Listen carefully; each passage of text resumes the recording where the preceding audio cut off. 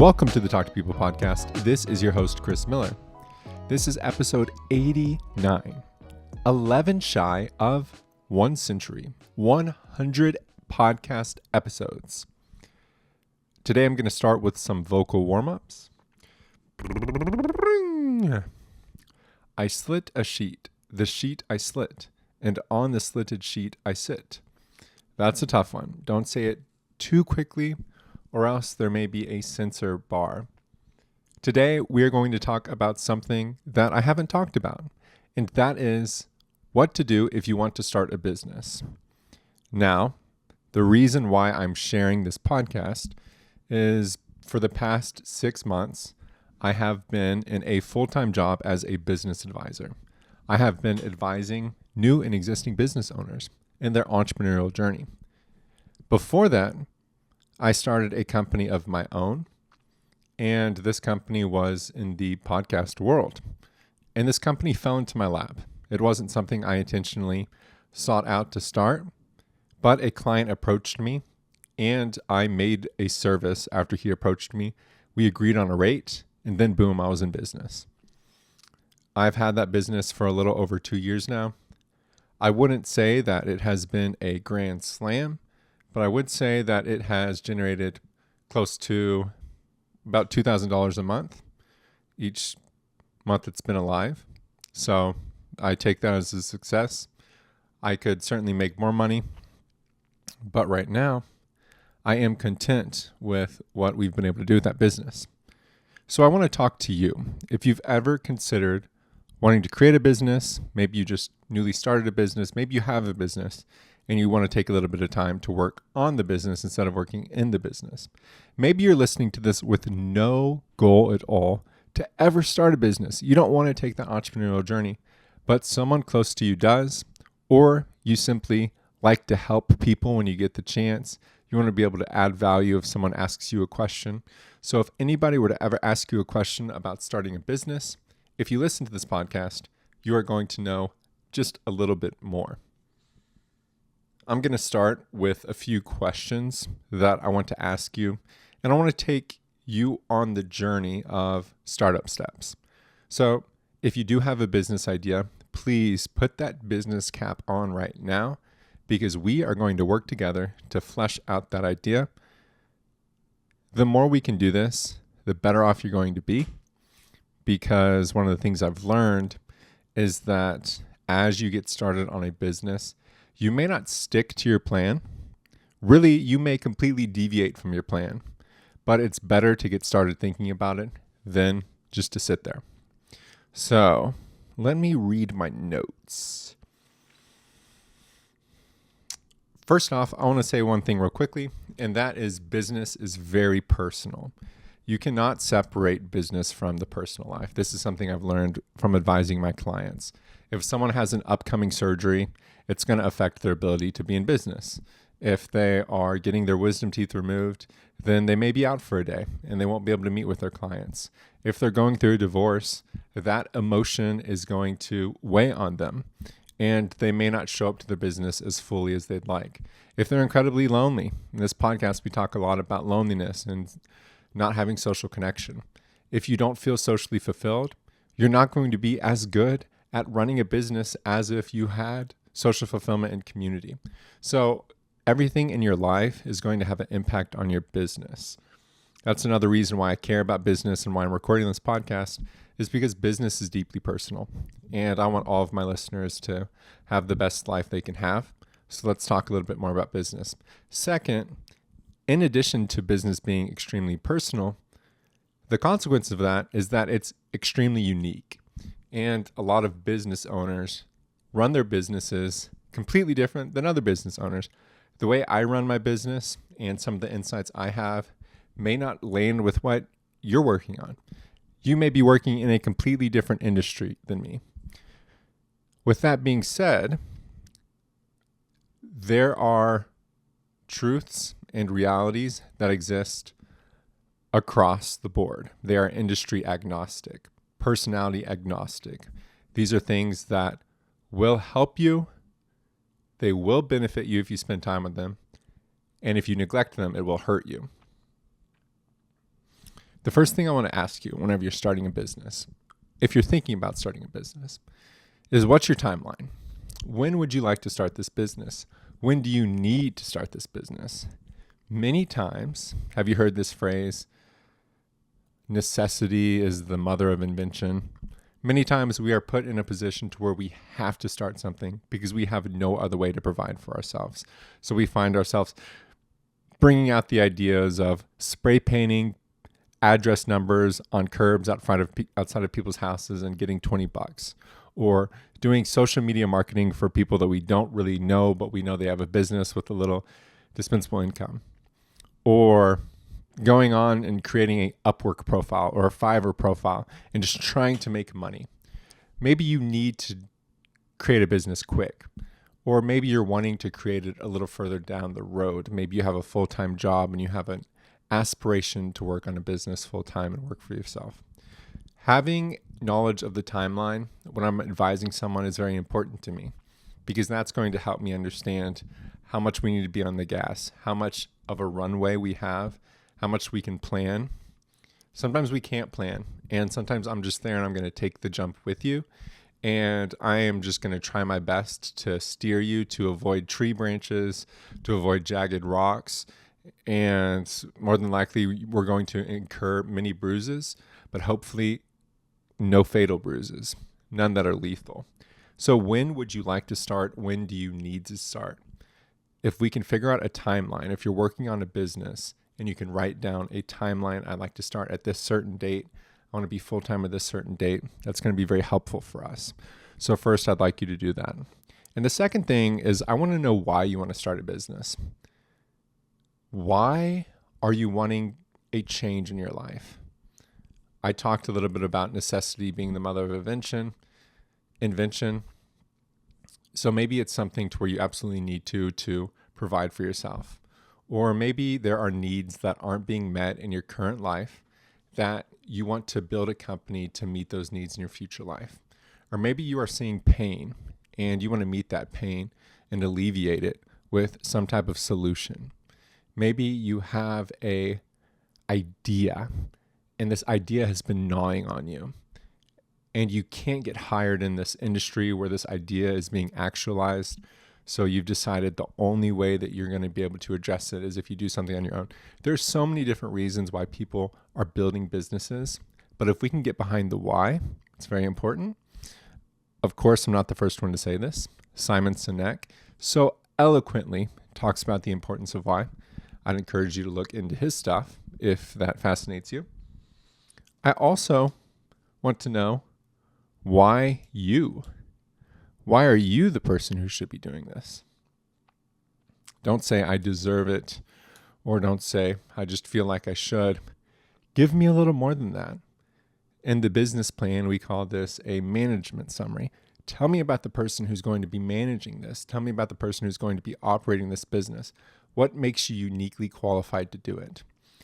You may not have something in mind, but I would encourage you to write why you're doing the business and why you. My name's Chris. I graduated with a few communication degrees. I'm deeply passionate about social connection. I've found myself constantly getting involved in people-facing jobs. I even created a podcast that explores the ability to talk to people. This podcast has been featured on Apple Podcasts homepage. It's got thousands of listeners. It's even done pretty well on YouTube. Therefore, I think it's important for me to create another episode. That's why I'm doing it. Okay, I want to know why you're wanting to build your business. And then the third thing, I have 4 questions here. Just let me ask 2 more. And I'm going to talk to you about something really important before you build a business that I hope will help you. But the third thing is the what. And this is being very specific about the product and service you're offering. I could not tell you how many people I meet with on a daily basis where they talk to me about their business. But as soon as we uncover, we pull off the comforter, the first initial layer that's all puffy and got floral designs and has that really nice sweatshirt texture. And we pull that off and we realize that it's opaque. You can't see through it. You have no idea what they're actually selling. We have to be incredibly clear about our product and service, and we have to be very clear on what it is not, because the world is way too big and people are way too picky about what they invest in, about what they spend money on. I'll give you a quick example with the podcast production business I have. I started this business because a nonprofit leader approached me and said, "Hey, we have a podcast studio, but we don't know how to use it. Do you think you could come out, take a tour, and maybe check it out?" I had no idea what I was doing. I just used my podcast equipment, but I went out there and I looked around and I was like, "Yeah, sure, I could definitely show you what to do." And they said, "What if you teach the kids who are in the program? You put on a little, an hour class for a couple weeks in the month." I did not have that service in mind until they mentioned it. And I said, "Sure."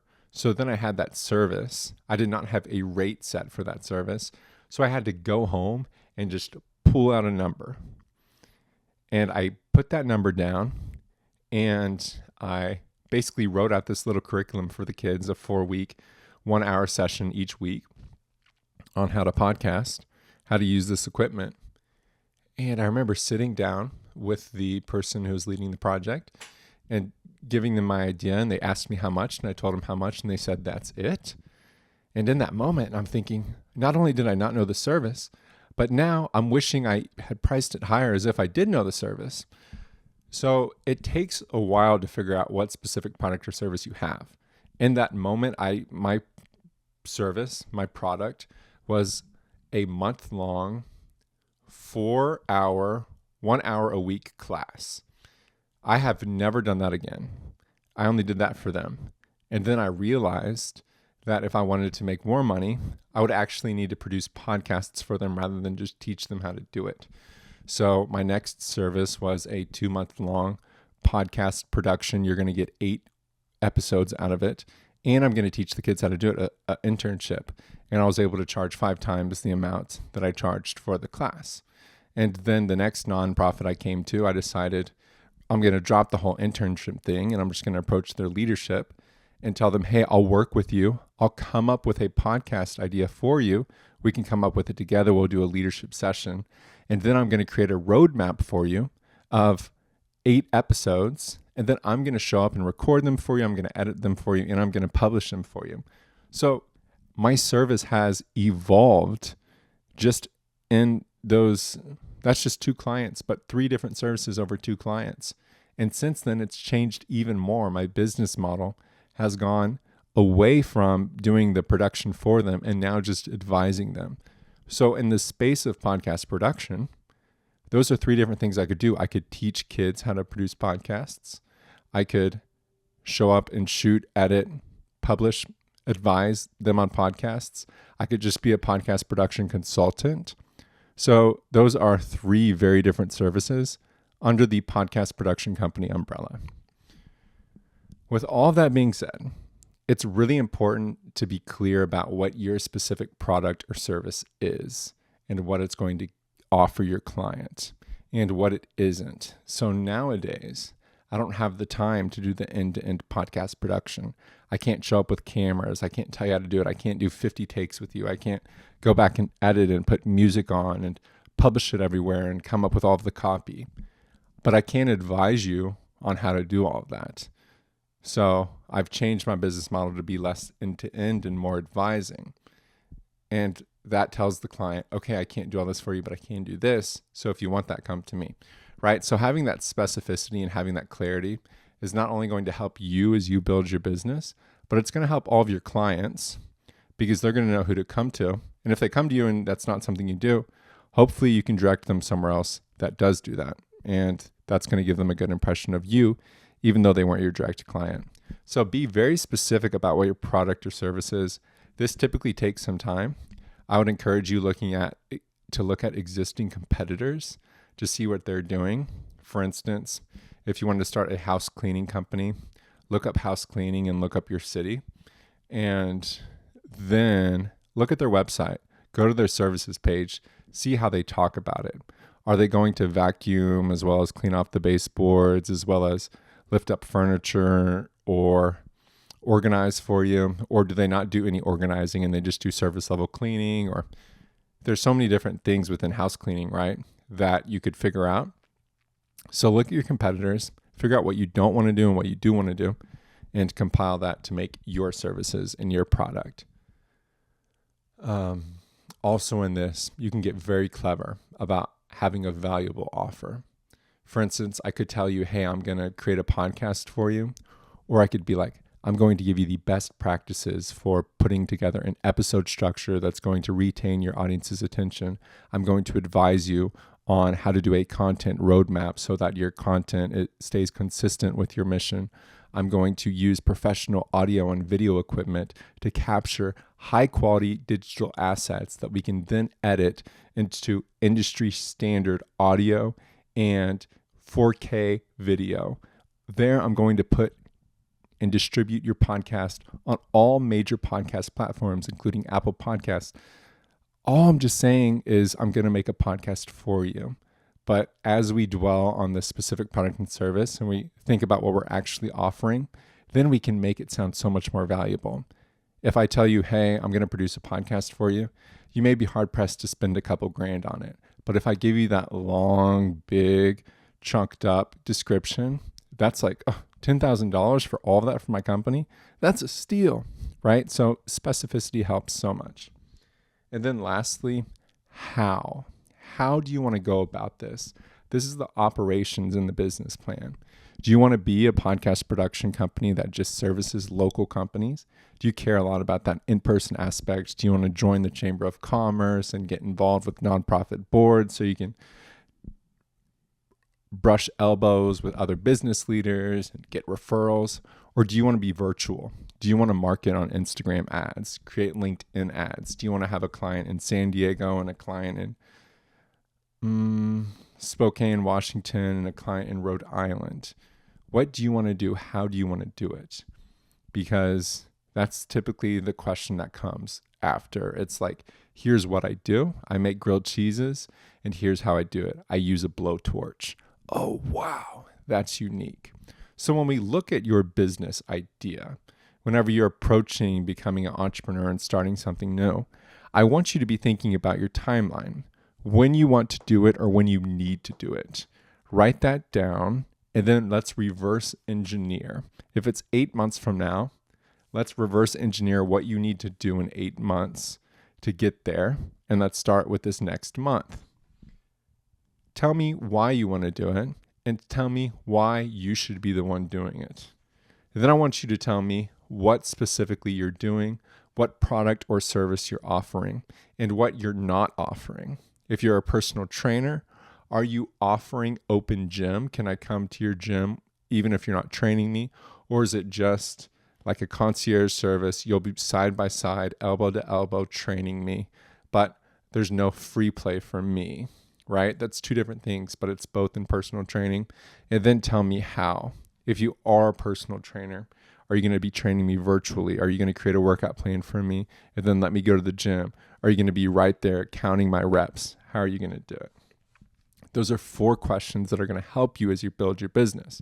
Now, I want to quickly share with you a tool that I've been taught with the advisement center that I'm working with, and it's been incredibly helpful. So shout out to my team. They're awesome.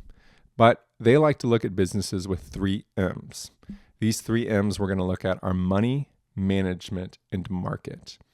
These 3 M's are so valuable, and we need to reflect on them before we pull the trigger. The first one is money.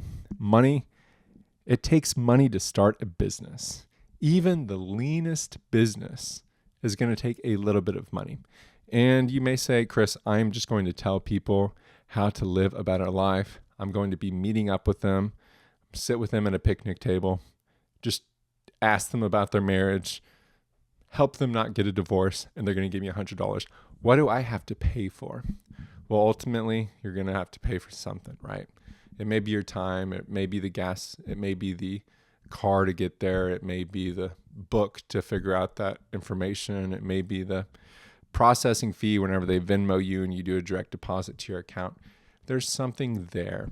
But as we get more into business, you're going to need to invest in your infrastructure and your bookkeeping and your ability to invoice. Maybe you want to hire somebody. Maybe you want to invest in equipment. Maybe you want to build that business website. You need to have the money. So the M is very important. The money is, how can we get the money to not only create what we want to do, but give ourselves some working capital. On the lean side, this is 3 months of operational costs. And then on the more planning, conservative side, this is 6 months of operational costs. Whenever you start a business, it's not going to be booming immediately. More than likely, you're going to have increased costs, such as increased advertising, a rental deposit, startup costs whenever you start your website, whenever you invest in equipment. It's going to take some money. So we want to figure out that money figure, how much money you need to get started. There's this idea of the MVP, the minimal viable product. This is the leanest thing you can do to be operational in your business. So if you're doing a lawn care business, it may be getting a push mower, getting a really cheap weed eater, and getting a broom, right? Like that's all you need, and you can start cutting yards. Now, once you start cutting more yards, you can get the riding mower, then you can get the blower. You don't need the broom. You can get other things. But how much money do you need? And you can bootstrap your business. You can do it all yourself. You can save up this money. Like my friend Zach, he has a law firm.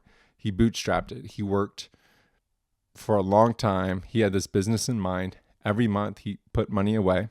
And then finally he broke the golden handcuffs, ripped the parachute, jumped, and now his firm is doing well. He took that risk. He bootstrapped. He invested. He paid for it himself. Sometimes you're going to get a bank loan. It's not bad to get a bank loan.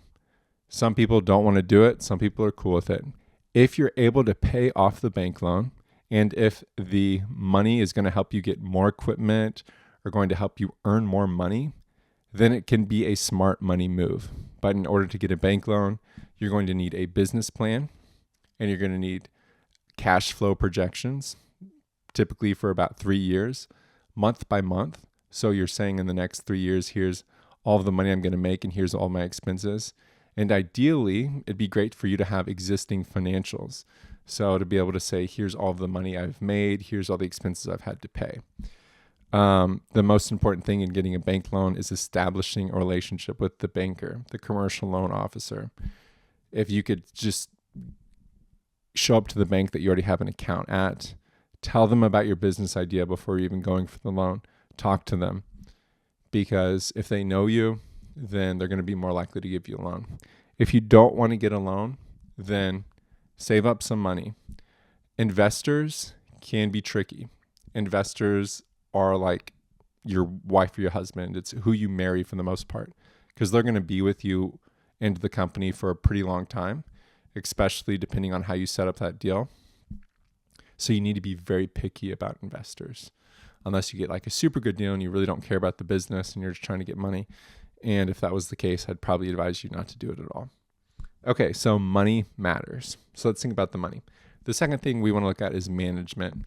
Can you get the person in charge, or can we get management to lead the thing? It can be you or it can be other people. But are we able to get people behind the wheel, driving the car, to get it where it needs to be? This is so important because oftentimes we'll have visions or dreams, but we're not able to get the people in the right seat. We're not able to do it on our own. We're scared to branch out. Maybe it's something we could do, but we can't educate ourselves. Management is so important. It's crucial. It's a people question, and it's something we need to reflect on. Honestly, it's something I need to educate myself on more, because I feel like it is the M that I am the weakest in explaining. But I imagine you understand why it's important for us to say who's going to run this thing and are they qualified to do it. And then the last is market. So the first M we have is money. Money matters. The second M we have is management. Who's going to run this thing? And the third M we have is market. And market is, are we able to find the people out there to buy the product or service we have at the desired rate we want? There's a lot of nuances there, right? First, we have to go out there and find the people. Are the people there? Is there demand for your product? The second thing is, are they willing to buy this product or service? Are they willing to invest in it? Is there enough pain there that they're willing to separate or give away some of their money to alleviate this certain pain? And are they willing to do it at your desired rate? Is it going to be enough money for you to not only break even, but make a little profit? This is a really big question. What's the market? Within market, you have the industry, and the industry is the big thing overall, the big players. It's the big competitors. It's whenever big things happen, like the tariffs, and it changes the cost of goods and supply chain constricts, and all of a sudden you're having to figure out fulfillment. But then there's the market, the actual people who are buying the product, the psychographics, what drives people to the purchase decision. Why are people making podcasts now? Is it because they see the Hawk Tuah girl on TikTok and they want to be like her and have all of the fame and get paid $50,000 to show up to the bar? Or is there a resurgence of young people going to church and they feel a conviction on their heart to get a microphone and preach the gospel, right? Two very different things, two very different behaviors that would draw someone to pay for someone to produce a podcast. But that's the market. So we need to take some time to reflect. Are there people out there who are willing to pay the price for your product or service? Market. Is there someone who can run it? Can you run it? Management. Can you get the money to pay for all you need to start it up and to cover yourself for when times are lean? Because they will be. I've been there. It's really hard. And then real quick, before we go, I want to talk to you about a business plan. A business plan is a tool that I recommend close to every business owner have. And it's going to be an outline of how to get your business up and running, why you're getting your business up and running. It's going to have a few main sections. It'll have an executive summary. And it's going to be a high-level view of what the business is, what it specifically offers, why you're starting it, who you are, how much money you need, and your projections for like the first 3 years. And then it's going to have a description of the company, how the company's structured, what the company does, where it's based. It's going to have a description of your specific products and services. It's going to have a market analysis. So looking at the data, are there people there who are your target customers? For instance, if we are selling test prep, then we could be selling to parents of high schoolers who want to take the ACT or the SAT, or we could be selling to graduate students who want to take the MCAT, or undergrad students who want to take the MCAT, or we could be selling it to working professionals who want to have a career change. So they want to go from their data entry job to become an accountant. So in order for them to take that test, they need test prep. Those are 3 different target segments. And with that in mind, we're going to advertise to them differently. We are going to advertise to the parents of the high school seniors who need to have test prep for the SAT. The way we're going to advertise to them is through the PTA. It's through high school athletics. It's through being on Facebook and being in neighborhood groups. The way we're going to advertise to the college student who wants to take the MCAT or wants to take the bar exam, who wants to take the GRE, we're going to advertise to them by partnering with school counselors, by partnering with advisors, by showing up to industry-specific trade fairs at the school, by showing up to YouTube. Like I'm thinking about Ali Abdaal. He created this test prep for the MCAT. YouTube videos. Like that'd be a perfect sponsorship for us. And then how do we market to the professional who wants to have a career transition? Well, we're going to have to figure out who's searching up dissatisfied with their job, who's searching up learn accounting for free, who's searching up all of these things, right? Like 3 different target segments, target markets, target customers, 3 different ways to get to them. So that's market analysis. The next section is going to be our marketing strategy or our marketing plan. This is how we're actually going to get to those people. Are we going to be using TikTok? We're going to be doing in-person business development. We're going to be using billboards, you name it.